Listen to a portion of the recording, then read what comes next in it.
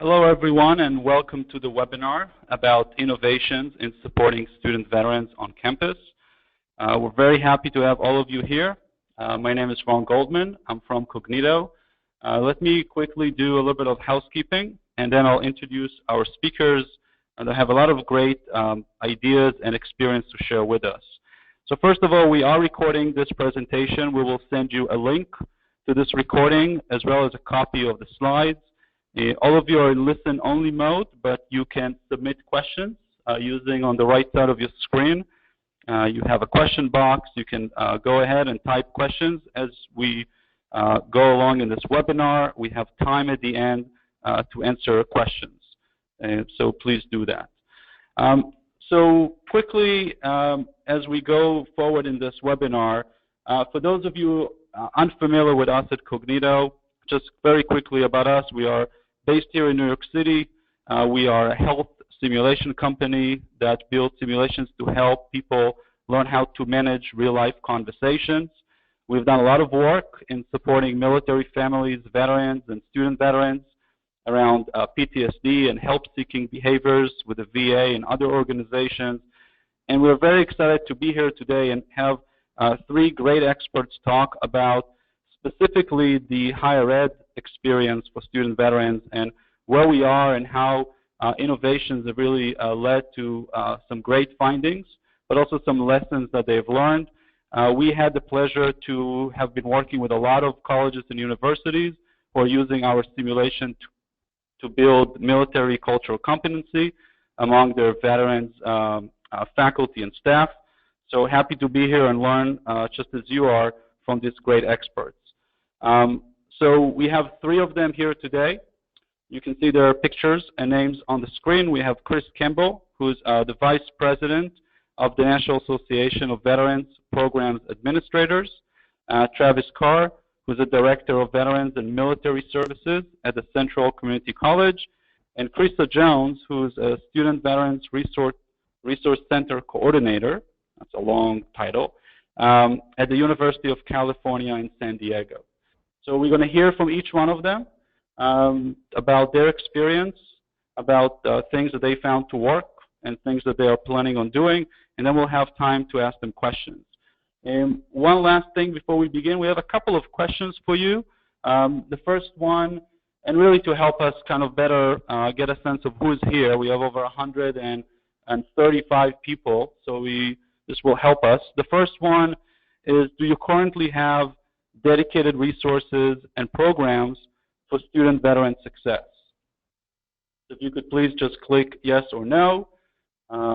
Thank you. We'll let you know in a second what are the results. We have about 80% that are saying yes and about 20% here that are saying no. So 80% of you already have dedicated resources and programs for student veterans. Second question, just quickly, where would additional resources benefit your campus? You can see 5 different options. If you could please choose the one where would most benefit you on your campus.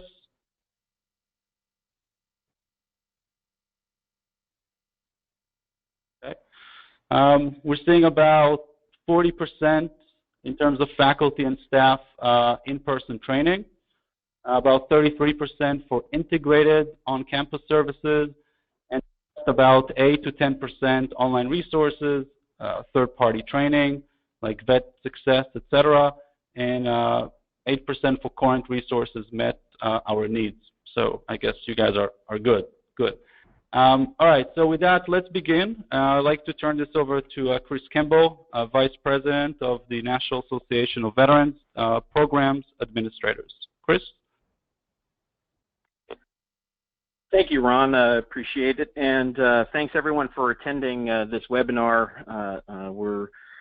We're definitely excited to share a little bit about what's going on with NAVPA. I'm going to introduce you to who we are and then also kind of speak about the partnership we are currently in with Kognito and how delivering these services will really help support your military student population.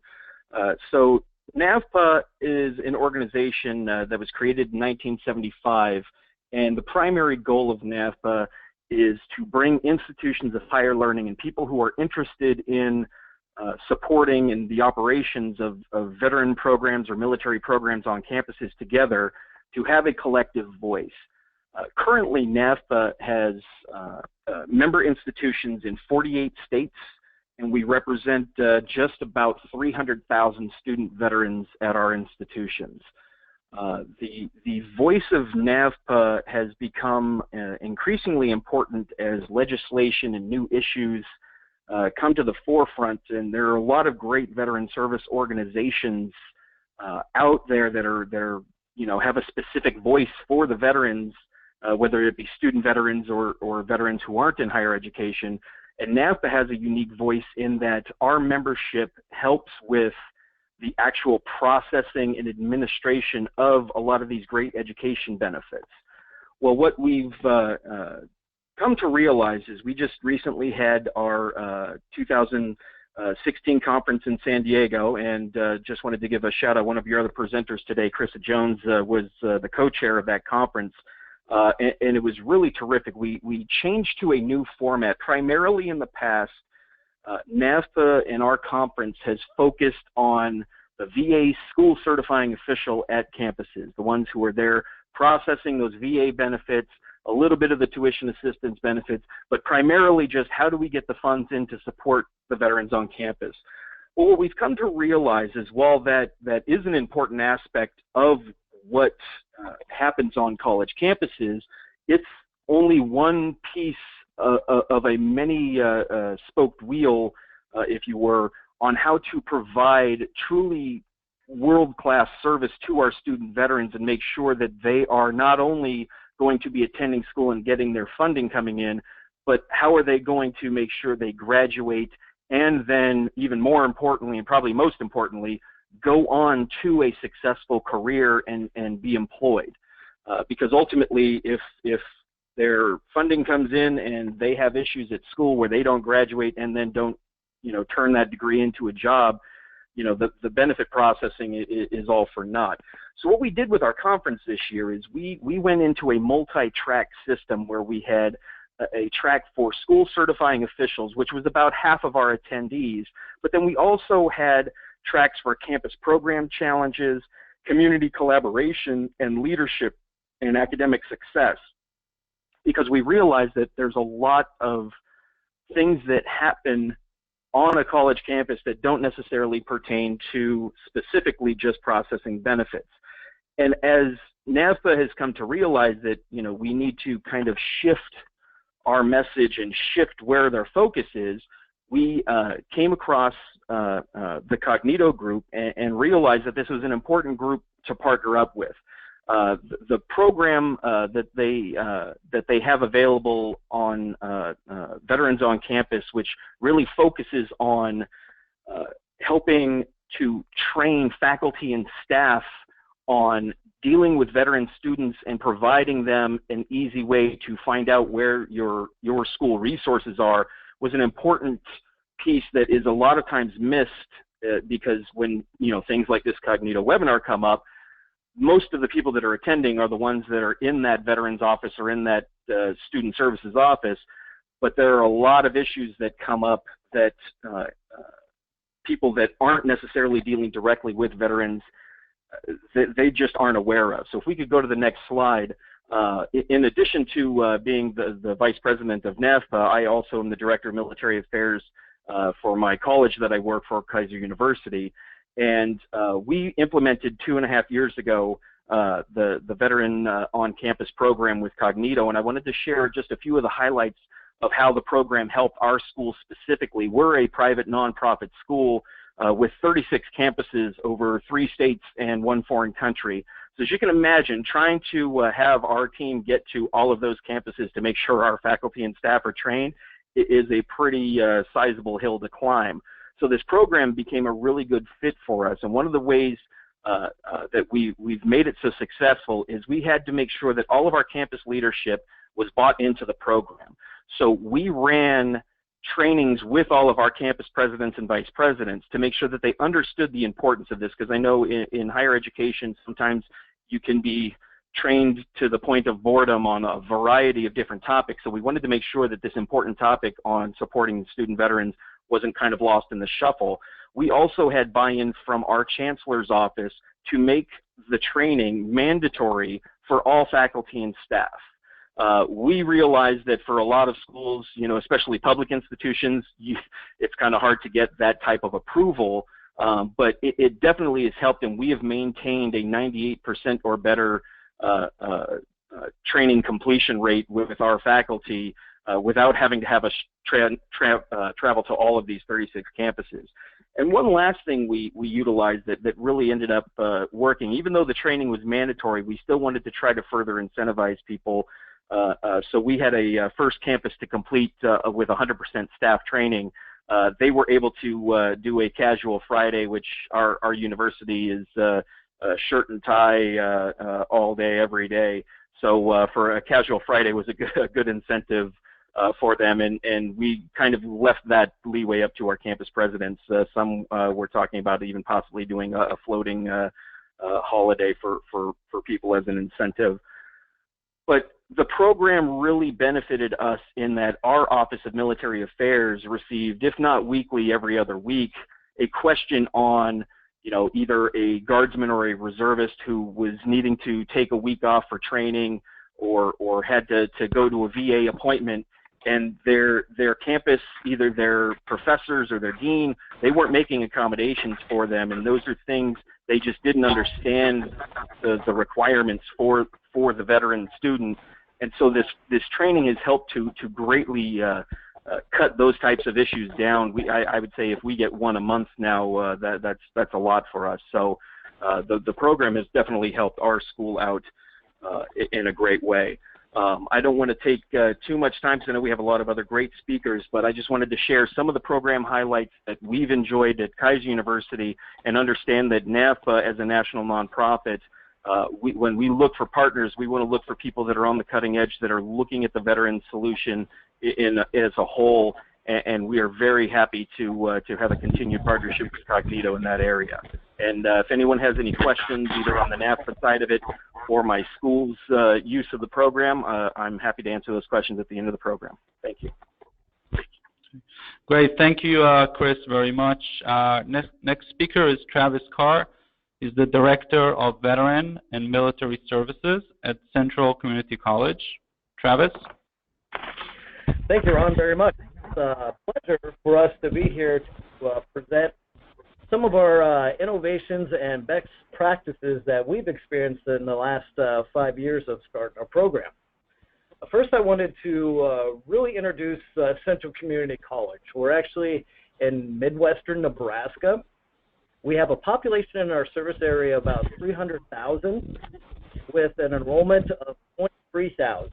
Now, if you look at veteran students, our annual enrollment with veteran students is about 300, and those using GI Bill and those who are not using GI Bill. And we also have about 150 family members that are using the GI Bill. This year, we actually implemented in our application process questions in regard to veterans, if you've served, or if you have a family member who has served, and that's increasing our numbers and outreach to family members that might not be eligible for the GI Bill, but we can reach out to them and their family members who are veterans. At our college, we actually have 3 main campuses, and you can actually see that in the right-hand corner of our map, and 3 learning centers. Our service area is actually pretty large. It's a little bit larger than Rhode Island and New Jersey. Within those campuses, we actually have 3 veterans and military resource centers, with another one that's going to be built on our Kearney Learning Center within this next year. We also provide different services within the Veterans and Military Resource Center. I would say in the last couple years, we've increased our persistence rates for veteran students from 47% to 76%. And then our graduation rates, which started in 2011 at 21%, which was 10% lower than our general population, we've actually increased that up to 62%. So it's something we're pretty proud of, and it really took a change in culture on campus, so to speak, because our closest military base is really on the east side of Nebraska, which is about 3 hours away. We had to really implement a military culture to create a military supportive environment. And I would say one thing that we're particularly proud of is we're ranked #1 in the nation, best for vets through Military Times Magazine. That's actually been for the last 3 years. And we can go on to the next slide. One of the innovations that we wanted to share that we worked pretty hard on is meaningful events. Now, these events are pretty important to us because, and you'll see to step back a little bit, my overall theme is really lack of budgets. We did start off with a grant, but most institutions, your experience with grants is you're kind of put off to the side, and hopefully it's made, and then your budget's also dedicated before you even get into the grant. So sometimes grants are not all that great, but you'll see every one of these initiatives really focuses on lack of budget, but also connection to the community. And that's what these events do. It really provides a sense of belonging for your veterans to volunteer, to get out in the community, to share their experiences, and it provides a sense of belonging for your community to understand and learn about these experiences. And it really creates kind of like a learning environment for each one of these events. Some of the events include that we have Veterans Day on campus, which includes a wall of honor where we have faculty, staff, students bring in photos of family members who are veterans, and we display them out the whole week. We also help other Veterans Days throughout the community. We're actually doing one at our local grocery that will have attendance of over 500 veterans, and we're helping out with that. We do an annual Memorial Day salute, which, again, it provides leadership opportunities and volunteer experience for your student veterans. So they get out in the community, request donations, share about this event, and that particular event educates the community on how important Memorial Day is. It's not just a sale for used cars or anything. It's something that's very important to this veteran community, and you get to share that. If we look at our slide there, one of the meaningful events that we're pretty proud of is our Nebraska Women's Warrior Banquet. This is actually a dinner banquet that raises funds for our Women's Veteran Scholarship. And if you look in the lower corner with the tan vest on, that's Wilma Kellogg. The scholarship's in honor of her. She's a World War II Army nurse. And after she got out, she volunteered at the VA hospital and actually retired there as a nurse. And so we award the scholarship to one of our veteran students. All of our events are open to the community. It raises funding for that scholarship, and it's a great, again, learning environment, educates the community on veterans, provides leadership opportunities, and then overall marketing. You know, when you get out there and help these community organizations, you create these events, the news wants to get involved. And the overall umbrella, we just didn't have a marketing budget. So creating these great learning environments provided for extra marketing so the community knows we can provide these services on our campus. The right photo is actually, we get our student veterans organizations to help us out with Veterans Day at the Nebraska State Fair, and that photo actually shows a giant map that we had veterans pin where they served. And it was just a great, meaningful moment because you rarely see younger veterans work with older veterans or connect together. And this was a great connecting opportunity and really showed a sense of pride. And I really think that sense of belonging and that sense of purpose that our veterans had in the military, they're really seeking it. So providing these events really helps fill those gaps. And we'll go on to the next slide.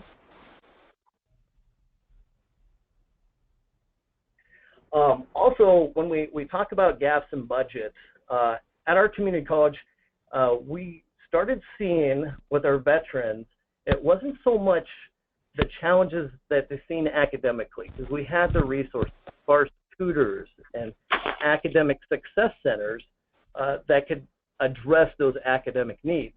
It was a lot of the challenges that were off campus, you know, whether it had to do with post-traumatic stress, maybe brain injury, housing, financial, and we just didn't have the resources to meet those needs. But what's also interesting is that our nonprofits that specifically address those needs for veterans in the area, they weren't communicating together, you know? And a lot of them were really on the east side of Nebraska where there's more population. So our rural veterans were not able to attain some of these resources. So it was a natural fit for us to really step in and lead a veterans community task force. And this is for the state of Nebraska. And what I like about that, if you look at my picture here, our veterans are right in the middle of this web, this resource web, if you will. And we can effectively be a one-stop shop. We can effectively address homelessness. We can effectively address counseling, financial issues right here on campus. And what's unique is those nonprofits struggle to find veterans. We have access to 300 veterans a year for our enrollment, and those veterans struggle to find those resources. So we're really just bridging the gap and helping these nonprofits communicate together within this task force, and then we have a referral network. Now we're addressing those needs to keep those student veterans successful on campus. And to lead to that, if we look at the Nebraska map over there, the green area is CCC service area, and the yellow area is actually our VA healthcare service area. We are able to work with our VA healthcare network, actually provide 2 counselors on campus through the VITAL program. So now we're enrolling veterans into the VA healthcare center the first time they step on campus. And we're also able to provide direct support counseling and peer support counseling. So that's really important, especially in our rural areas. And now we can move on to the next slide.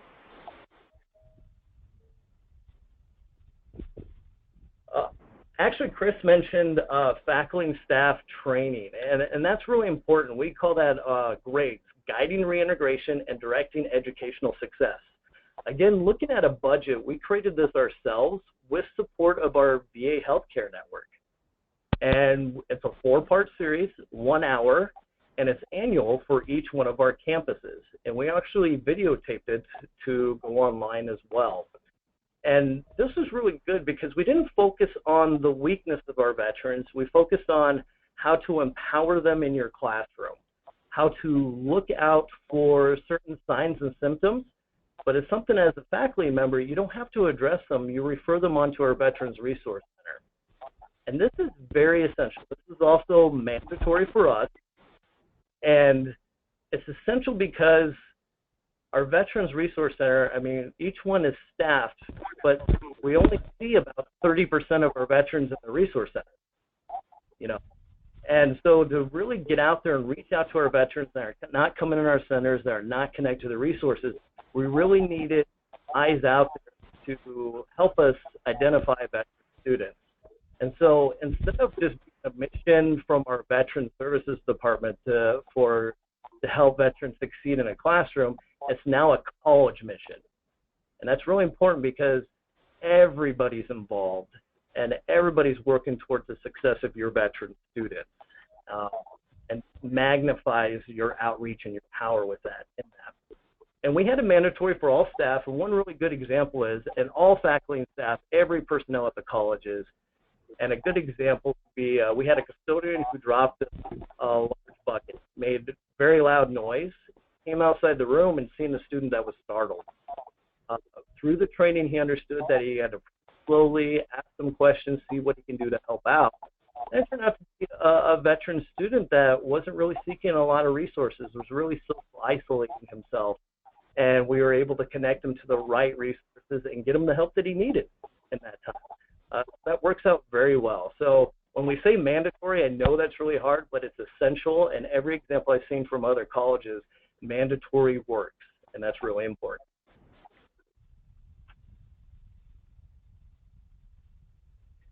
And some of the lessons learned. One of the lessons I learned early on is the overuse of military jargon. One good example is we had to lunch and learns at the beginning and brought resources on campus, and I used to call them formations. And I was thinking in my mind, formations, people have to go to them. But when we look at our veteran population, it's not that they don't want to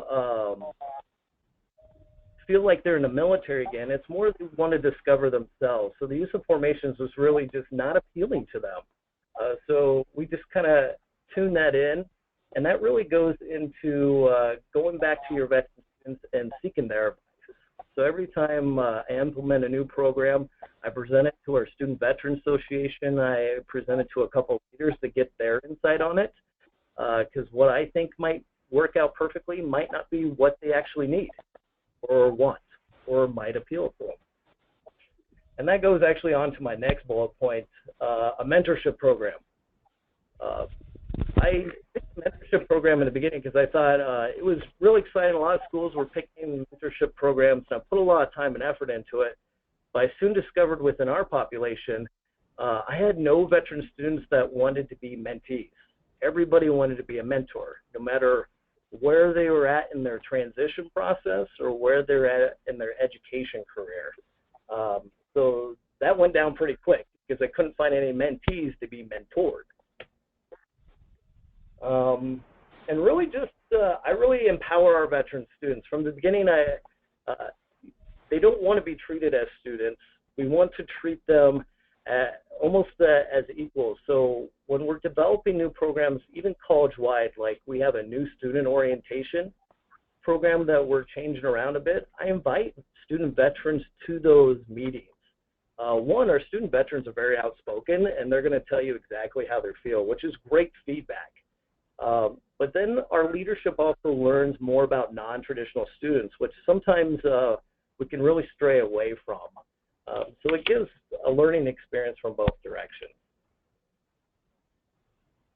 And a lot of times on the last one, discover their educational needs, I really hold a lot of town meetings, talk to them one-on-one, or even surveys, because I really want to see what they're looking for their education.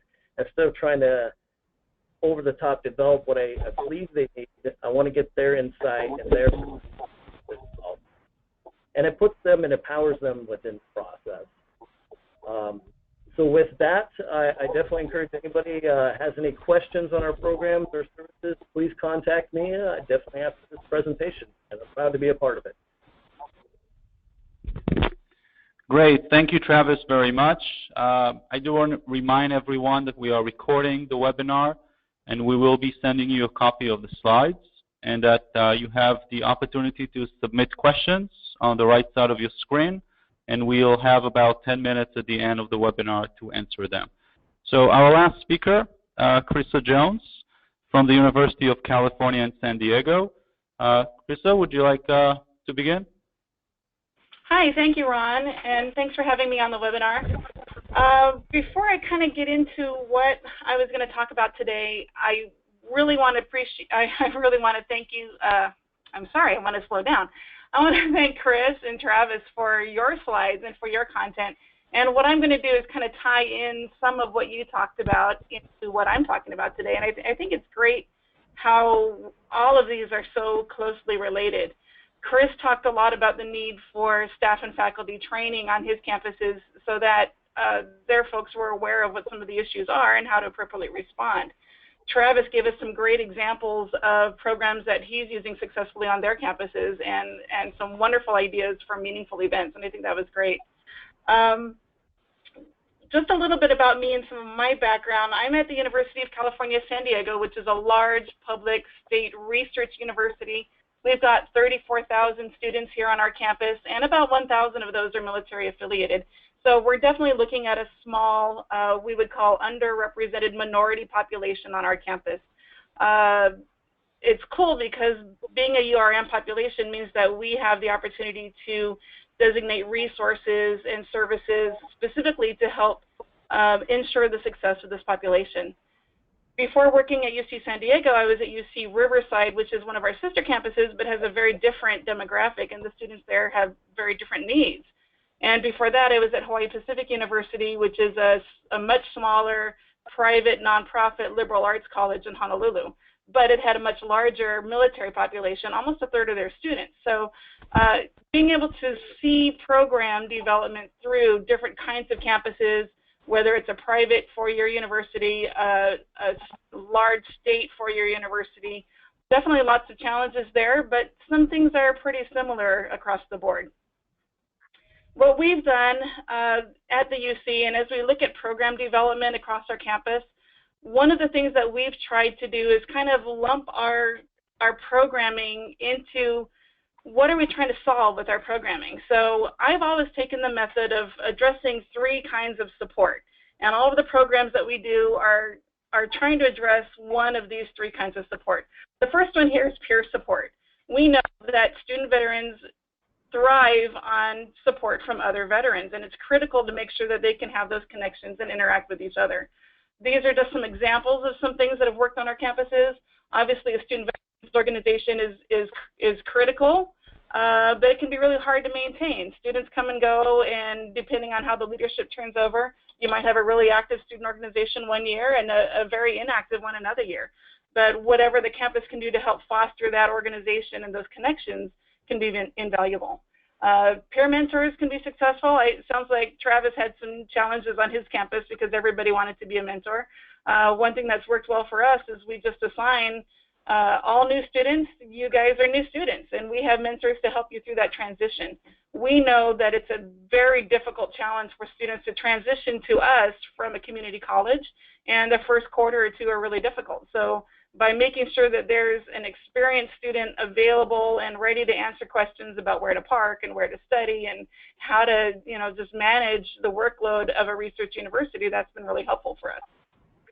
Other kinds of peer support might include clubs and involvement programs. It doesn't have to be the student org. It can be whatever the student's interested in. Tutoring and group study sessions. A lot of veterans don't want to go to the tutoring center where the 18-year-olds are, but being able to foster tutoring and study sessions in your own space, or being able to encourage veterans to get hired over at the tutoring center so they can have some older students over there, whatever you can do to help foster tutoring, group study, group counseling and therapy. It hasn't been that successful for me, but I know a lot of campuses have had successful programs, programs to support families, programs that support awareness and celebrations and traditions on campuses. These are all ways to help foster that peer support, not only among veterans and military-affiliated students, but even among non-veterans and allies on your campuses. Those are all very critical to student support. The second kind of support then we're looking at is transitional support. And this could be transition into the university. It could be transitioning from military service to civilian life, or from a very rigid military culture to a very flexible academic culture. It could be transition out of your university and into the workplace when you're done. So all of those transitions require some additional attention. And so making sure that students have the transitional support that they need to be successful is key. And these include, of course, obviously you want to make sure that they're stable with funding and housing and childcare and all of the basic needs so that they can focus on school. We've found that providing leadership opportunities for student veterans can be helpful, because our student veterans are natural leaders, and they can get really frustrated and kind of lost in the college campus without that opportunity to be leaders. Physical activity in sports, there's plenty of research to show that that can help with resilience. A veteran intramural softball team, something like that can be really successful. It's important to have safe zones on campus, whether that's your Veterans Resource Center, if you have one, or even if it's just designated offices on campus where you have allies who can support your student veterans. Any place that students know where they can pull back and regroup, that's really important for that transition. We've also had success with connecting students to staff and faculty who are veterans. At UC Riverside, we had a very active staff and faculty veterans group, and the group met regularly and also met with student veterans frequently in a mentorship role. UC San Diego has a similar program, and we're beginning to develop that mentorship piece also. As far as transitioning out, student veterans are usually here at the university just for a couple of years. They come in as transfer students from the community college, and they're focused on their degree and their research, and they don't have very long to start thinking about careers. So whatever we can do to help them along the way prepare for careers after graduation is really important. we know that students are focused, they're mission focused, and the mission right now is school. So getting them to start thinking beyond school and thinking about that next mission, that's a challenge that we want to help them with. And again, the mentorship piece comes into play here with professional folks working in the communities as well as alumni from your institution. They can be very supportive mentor partners as well. So the third kind of support, we had peer support already and transitional support. The third kind of support then is academic support. And all of the programs that support the academic success of your students could fall into this category. Some of these are, and these are really basic. Our campuses are doing these things already, probably nationwide. Providing priority enrollment to make sure that they can get the classes that they need. Making sure that there's flexibility in their schedules, making sure that you're giving them appropriate enrollment advice, making sure that there's some flexibility there for military obligations.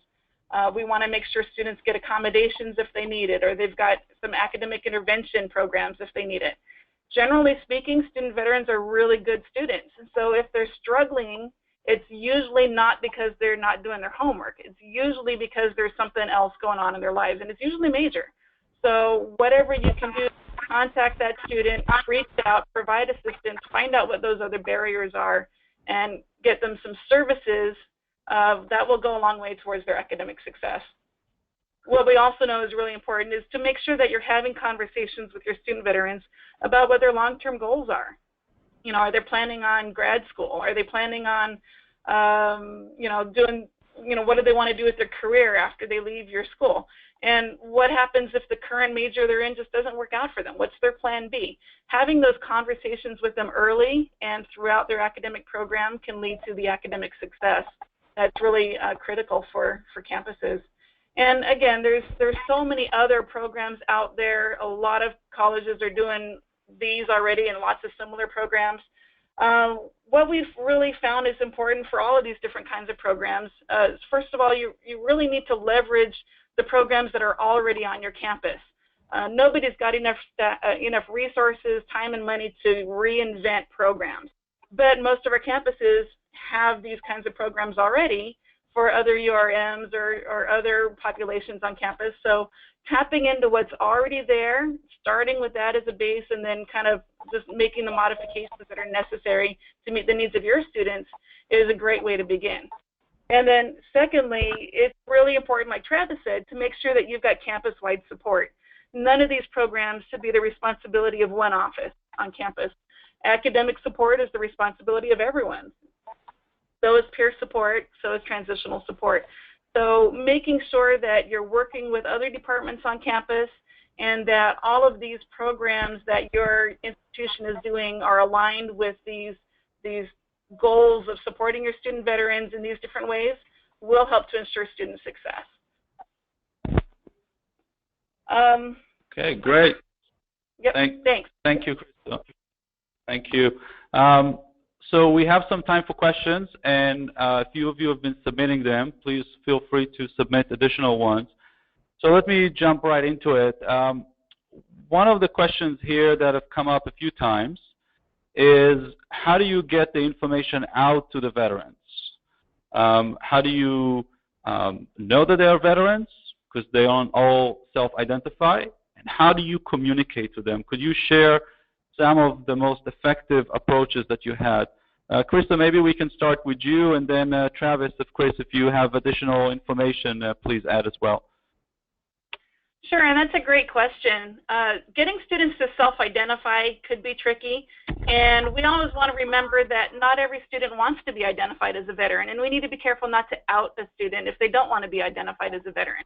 But we still want to capture them when we're doing our reporting. We want to make sure that we're counting everybody, and that's always an issue from the institutional research side, is how are we counting these veterans? One thing that's very successful that works for us is we give priority enrollment to all of our student veterans. And because our classes get full, students want that priority enrollment. The only way to get it is to self-identify. So we capture veteran information at the time of application if they indicate it on the enrollment, on the application. We capture it when they are coming in to verify their status for priority enrollment. We're capturing it if they receive benefits. We also have ways for students to opt in to receive newsletters if they're veteran allies, if they're not affiliated but they want to be a supporter. Lots of different ways for students to be connected. And we found that it's really important to make sure that you're using as many modalities for communication as possible. Email, newsletters, Facebook, Twitter, Instagram, whiteboards in the office, you know, whatever you've got. It takes a variety of ways to reach out to students, but they need to know where they can go to get information. And putting it out there in as many ways as you can is usually the best way to go. Okay, great. Travis, a question for you. You brought up mandatory training as a very important element, especially when it comes to faculty and staff. And there's a question here about, you know, how do you make that happen, not just on a school level, but even on a system level. I wonder if you could share from your own experience, and please, any of the other panelists, if you want to jump in at the end, please do so as well. Well, thank you. How we first started was the next.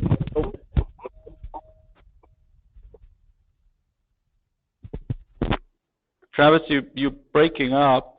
Let me maybe is Chris or Krista? Do you wanna give from your own perspective? Yeah, I'm happy to speak about our school. We made our utilization of the Veterans on Campus program mandatory, and really the way we were able to sell that was we went through our chancellor's office. Anything coming through our system through the chancellor, when the chancellor says it's mandatory, that's pretty much followed. And you know, unfortunately, in many cases, when you're talking about this, you have to kind of make it come down to dollars and cents. So what we were able to do was look at the drop rate of our current military population and let the chancellor's office know that by investing in making this training mandatory, if we're able to only save, you know, 5% of those students from dropping because we're able to identify the issues they're having and get them the assistance they need, we're able to, you know, stop that many students from attending. You know, you don't want to, you know, make it like every veteran is a dollar sign, but at the same time, with everyone having, you know, budget constraints and you know, that's always a top priority for all schools, whether you're public, private, for-profit, nonprofit. That was the way we were successful in selling it to our chancellor's office, was that this, to make training mandatory will help with veteran retention, which it really has for our school. So that was the way we were able to sell it, as making the training mandatory. And you mentioned retention. Could you talk about how you measure both, I would say, retention rates, but also persistence rates? So for our school, we are a campus management school. We use the Campus View, Campus Nexus program. We're able, the veterans that are easy to identify are obviously the ones using benefits, because with having to process those benefits, whether it's through the VA system or through the specific branches with the tuition assistance programs, we're able to track them and identify them in our system so that we can maintain and see those that are finishing their degrees and those that are leaving school early and not. For the veterans who aren't using benefits, and Chris, you know, made great point of that, sometimes they don't want to be identified. I know for our school, we have a veteran or military-specific scholarship that they can, you know, identify for. So that's always a good incentive for people if there's scholarship monies that they can get based on being a veteran or being currently in the military. That's usually a good way to get them to self-identify. But we track them through the system, so we can pull, whether it's class attendance through graduation rates, we can cycle out our veteran and military population because we identify them in our system. Right. Okay. Let me just quickly survey the three of you. Travis, I don't know if you were able to call back in. There's a question here about how many people you have on your staff that allows you to do all these great work.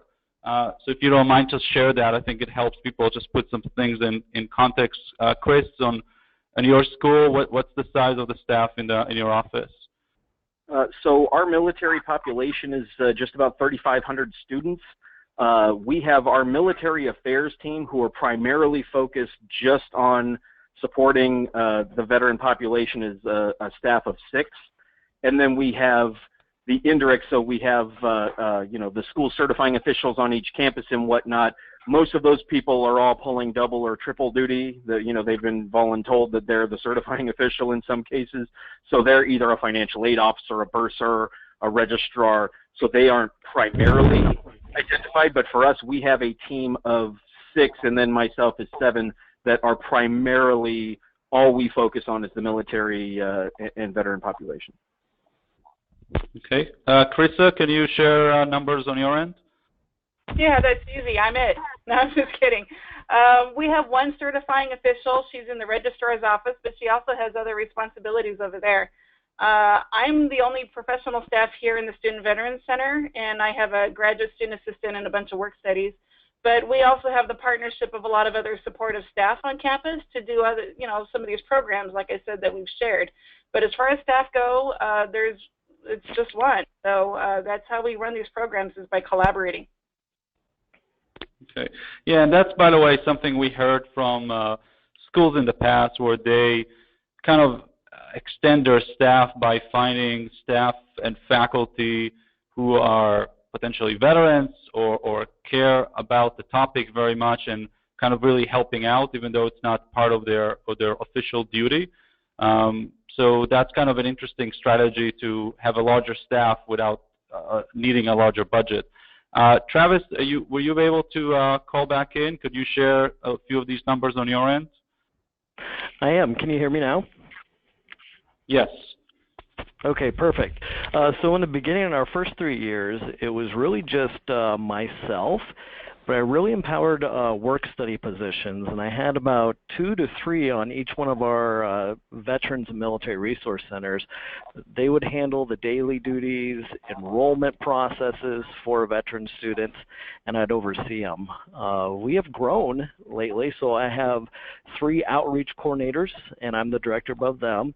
We also have 3 certifying officials because of distance and location of our campuses. But then I also mentioned our vital counselors, which is our VA social workers, and that's funded through our VA program.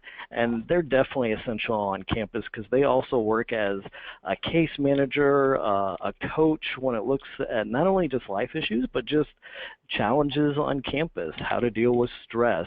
And they actually run our peer support group that we have campus that's been going pretty well so far. Okay, great. So another question that has come up here, all of you and a lot of the people clearly on this webinar have been working on campuses to support individuals, to support veterans for a number of years. And the question here is really about how is this ecosystem have changed in terms of the leadership of the organization, and whether you see them better understanding the need to allocate not just budget, but also allocate this as a priority, as something that they need to get involved in. You talk about making faculty and staff training mandatory. Clearly, you need those higher ups to decide to do that. So the question really to the 3 of you is, have you seen that change? And I understand it might be tricky for you guys to talk about your own school, so you can keep it as general comments, but do you feel that those are outside of our community, do they get it, that this is really a priority and something to put resources, but also their own time and efforts to make this important? Travis, do you want to maybe jump in first, and then Krista, we can go to you, and Chris as well? Definitely. I would say in the beginning, it was a difficult challenge. And you got to think, when colleges plan their budgets and strategic planning, that happens 2 to 3 years in advance. So when you start a new program, their mindset is already 2 to 3 years forward, and you have to implement your program into it. One of the things is really just prove yourself. Look at the numbers.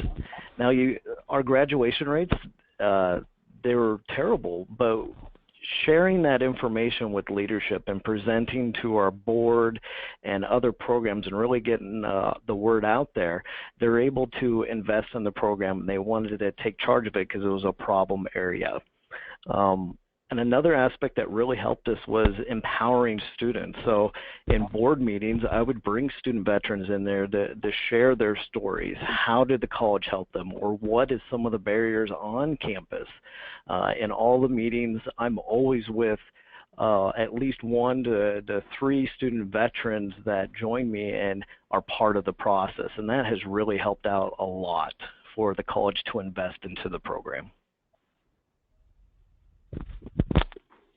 Yeah, I would echo what Travis said. It's definitely important to get the tie-in of other supporters on campus. I'm sorry, I just went blank what your question was. Well, have you seen that change? I mean, if you look 3 years ago and now, do you think that, you know, the president, the provost, et cetera, do they make this more of a priority than they used to? Yes, thank you. It definitely is a change. And 8 years ago when I started in this business, we were a very kind of an afterthought of, oh yeah, I guess we need to make sure the students get their benefits, but there wasn't any other program. There's no department, there's no metrics, there's no interest in the population really. It was just making sure that students got their benefits. Over time, that has most definitely evolved, and the chancellor is aware of us. The vice chancellor is fully supportive of our programs. Even though I'm a department of 1, I report directly to the associate vice chancellor.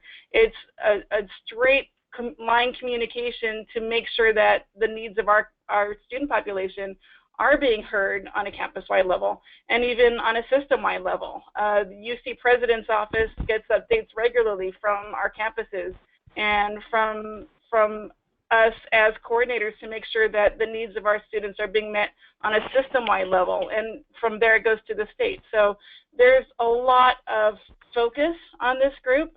There's a lot of attention to make sure that the group is successful, but also a lot of attention to make sure that we're recognizing the unique strengths and the needs of this population overall. Great. Chris, do you want to add something from your end?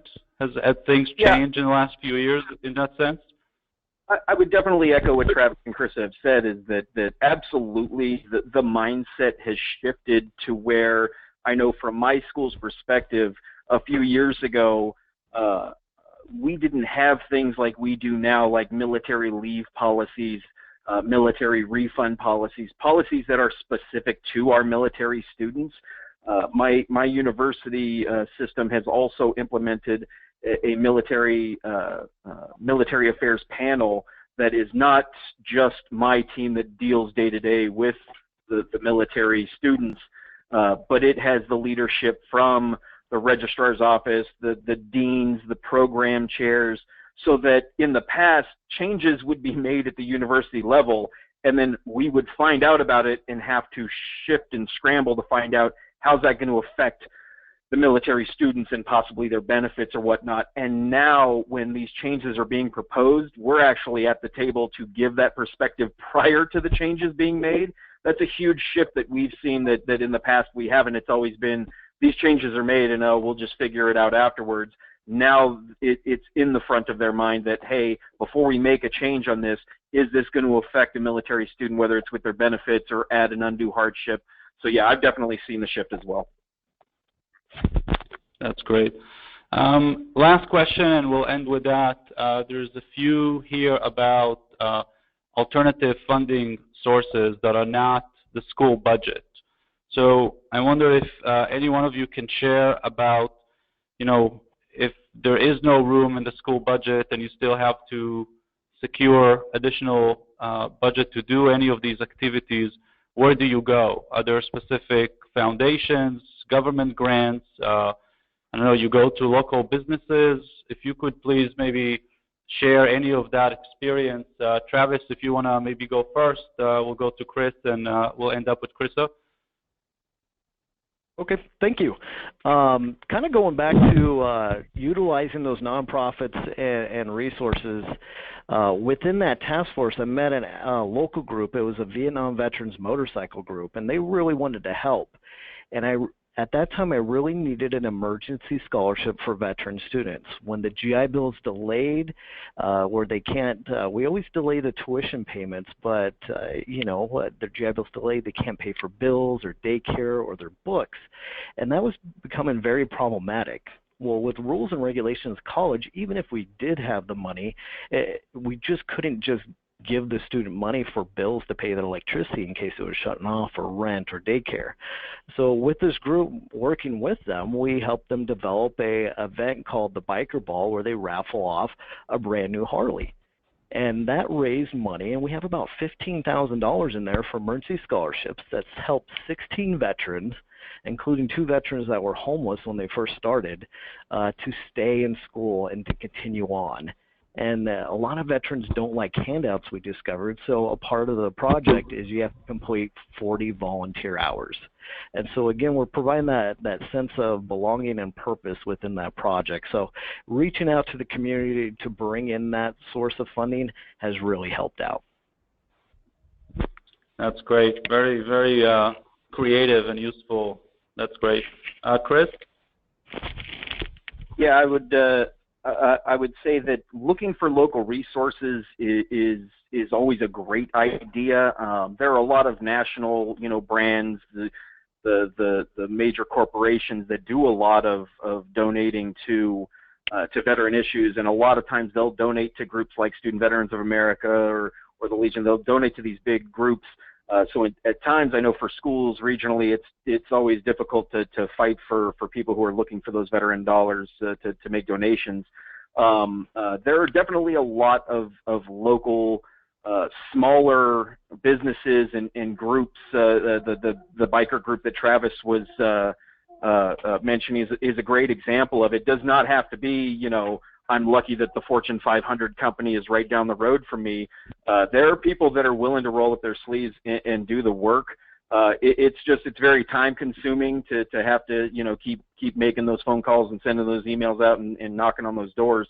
But there are a lot of nonprofit and even just, local groups that are willing to help out. So a lot of times it's very key to make sure that they put into their funding that this is to, either be earmarked or designated for veteran services or a specific service. I know one of our member schools had a large donation from the Anschutz Corporation, and it was multiple millions of dollars, but they had to make sure that Anschutz, the company making the donation, that they specifically said that at least X amount has to go to that, because as many of us know, anytime many of our schools get funding, it's okay, cool, I have funding, and I don't necessarily have to exactly say spend it on what you say. So it's always imperative to make sure that whoever's donating those funds, to make sure they put language in there that if they're intending it to go for veteran or military services,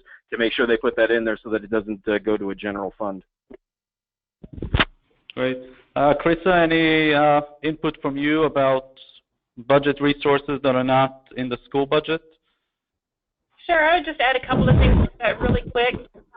Fundraising and grant writing are great ways to make some additional funding for your department, but if you've got a small staff, that takes a lot of time, and I don't have time to knock on doors or write grants or any of those things. So I really have to rely on collaboration with other departments and share the funding. Other departments have money too, and it's tight for each of us, but by working together, we can get those budget dollars to stretch a little bit further. Also, as far as institutional funding goes, in our case at least, it's tied to the metrics and the outcomes. If we can show the correlation between our programs and student success, we're more likely to be able to increase funding for those programs in next year's budget and future budgets. So if we can collaborate this year and make sure that the needs are being met this year, we can work toward long-term funding to secure additional program growth. And to me, that's more sustainable to make sure that you've got some institutional funding than to rely on soft funds. But as far as soft funds go, you know, it's a great idea. What we've done is we work closely with our development office to provide them with talking points of what specifically we could benefit from. So as they are making their conversations and knocking on the doors that they do, they can include us in their ask when they talk about the needs of our campus and specifically some of the things that we've asked for. And that way, we're just helping to spread that message a little further and across more people. Great. So thank you, everyone. This was very, very interesting. And I hope all of you that joined learned something new. And there's a lot of questions we didn't get around to, but we have them, and we will respond to you directly by email. So thank you again for taking the time to spend with us, and we'll stay in touch. Bye-bye.